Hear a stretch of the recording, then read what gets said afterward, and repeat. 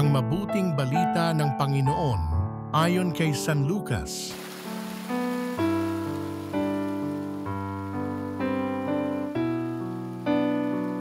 Nung panahong iyon, pumasok si Jesus sa templo at kanyang ipinagtabuyan ang mga nagtitinda.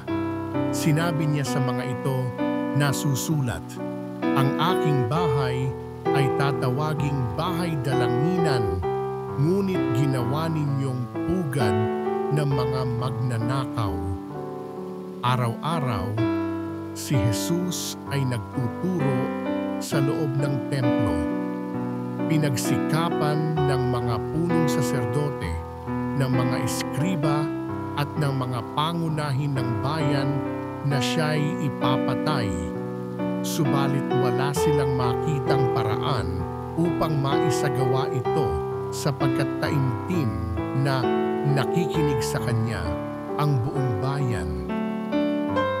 Ang mabuting balita ng Panginoon.